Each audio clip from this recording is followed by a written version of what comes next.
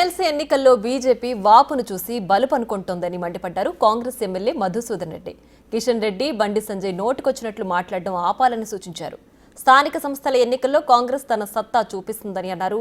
కేంద్ర బడ్జెట్లో రాష్ట్రానికి ఏం తెచ్చారో కిషన్ రెడ్డి చెప్పగలరా అని ప్రశ్నించారు. కిషన్ రెడ్డి గారు ఈరోజు వాళ్ళ పరిస్థితి చూస్తే, కిషన్ రెడ్డి గారి పరిస్థితి చూస్తే, కిషన్ రెడ్డి గారు కానీ బండి సంజయ్ గారు కానీ మీరు కేంద్ర మంత్రులుగా ఉండి మీరు కానీ మీతో పాటు ఉన్న మిగతా 6 మంది ఎంపీలు గాడిద పళ్ళు దోముకుంటూ రాష్ట్రానికి రావాల్సిన నిధులను రానియకుండా అడ్డుపడుతూ న్యాయంగా మాకు దక్కాల్సిన తెలంగాణ ప్రజలకు దక్కాల్సిన వాటా డబ్బులు, రావాల్సిన నిధులు, చేయాల్సిన పనులను చేయనీయకుండా ఈరోజు కిషన్ రెడ్డి గారు, బండి సంజయ్ గారు అడ్డుపడుతూ తెలంగాణ అభివృద్ధికి అడ్డుపడుతూ తెలంగాణ ద్రోహులుగా మీరు ఈరోజు వ్యవహరిస్తున్న తీరును ప్రజలందరూ కూడా గమనిస్తూ ఉన్నారు. కిషన్ రెడ్డి, బండి సంజయ్ గారు మీరిద్దరు కూడా తెలంగాణ అభివృద్ధికి, తెలంగాణకు నిధులు రాకుండా అడ్డుపడుతున్న ద్రోహులు అని చెప్పేసి కూడా ఈ సందర్భంగా నేను ఉటంకిస్తూ ఉన్నా.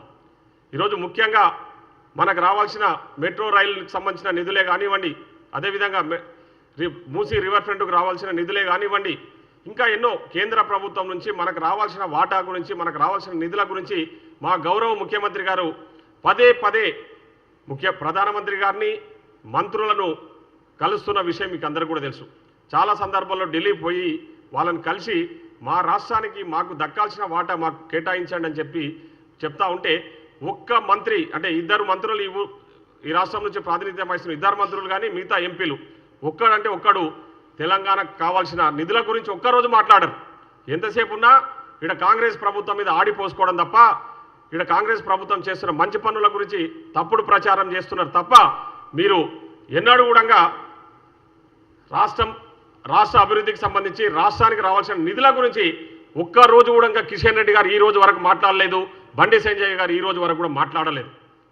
మీరు ఈరోజు తెలంగాణ ప్రజల గురించి, తెలంగాణ రాష్ట్రం గురించి, తెలంగాణ అధికారంలోకి వచ్చే విషయాల గురించి మాట్లాడుతూ ఉంటే ప్రజలు నవ్వుకుంటా ఉన్నారు. మీరు తెలంగాణ ప్రజలను మోసం చేస్తున్న ద్రోహులుగా మీరు ఖచ్చితంగా చిత్రించబడతారని కూడా ఈ సందర్భంగా తెలియజేస్తా ఉన్నాం. ముఖ్యంగా కిషన్ రెడ్డి గారు ఈరోజు పదే పదే మేము అడుగుతున్న దాన్ని కేంద్ర మంత్రులు సానుకూలంగా స్పందిస్తుంటే మీరు అడుగడుగును అడ్డుపడుతూ రాష్ట్రానికి రావాల్సిన నిధుల విషయంలో మీరు తప్పుడు ప్రచారాలు చేస్తూ ఈరోజు చేస్తూ ఉన్నారు. మరీ ముఖ్యంగా తెలంగాణలో కాంగ్రెస్ పార్టీ పని అయిపోయింది అని చెప్పేసి ఏదో తప్పుడు ప్రచారాలు చేస్తున్నారు. మీరు పగటి కలలు అంటున్నారు. తెలంగాణలో కాంగ్రెస్ పార్టీ పని అయిపోలేదు. కాంగ్రెస్ పార్టీ ఈ రాష్ట్రంలో ఒక గొప్ప ప్రజాపాలన అందిస్తూ, ఇచ్చిన హామీలు నెరవేరుస్తూ, ముఖ్యంగా గ్యారంటీ పథకాలన్నీ కూడా ప్రజలకు ఇచ్చిన మాట నిలబెట్టుకుంటూ ఈరోజు ఆర్థిక పరిస్థితి బాగా లేకపోయినా, ఆర్థికంగా ఈ రాష్ట్రాన్ని దోపిడీ చేసిన దోపిడీదారులను మీరు కాపాడుతున్నా కూడా మేము ఈరోజు రాష్ట్రాన్ని, మా గౌరవ ముఖ్యమంత్రి గారు, మంత్రులు, మేమంతా ఎమ్మెల్యేలము ఈరోజు అనునిత్యం ప్రజలకు అందుబాటులో ఉంటూ వాళ్ళకి ఇచ్చిన హామీలు, ముఖ్యంగా ఎన్నికలలో ఇచ్చిన హామీలన్నీ కూడా నెరవేర్చుకుంటూ ముందుకు పోతా ఉన్నాం.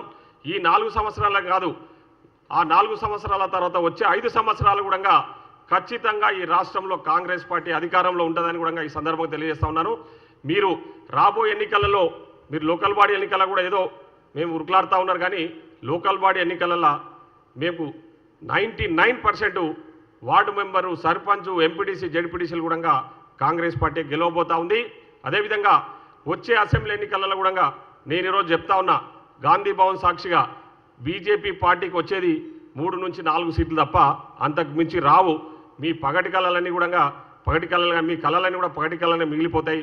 మీరు ఆలోచిస్తున్న, మీరు ఎంతసేపు అయితే తెలంగాణ ప్రజలను ద్రోహం చేస్తుంటారో తప్పకుండా తెలంగాణ ప్రజలు రాబోయే ఎన్నికల్లో ఖచ్చితంగా మీకు బుద్ధి చెప్తారని చెప్పేసి తెలియజేస్తూ, ఇప్పటికైనా మీరేదో వాపును చూసి బల్పని ఉర్రవిగుతూ ఉన్నారు. నిన్న మీ ఉరుకులాట చూస్తూ ఉంటే ఏదో ఇప్పుడే రేపే ఎలక్షన్లు వచ్చినాయి, రేపే తెలంగాణలో మేమే అధికారంలోకి వస్తామని పగటి కళలు అంటూ ఉన్నారు. ప్రజలు నవ్వుకుంటూ ఉన్నారు.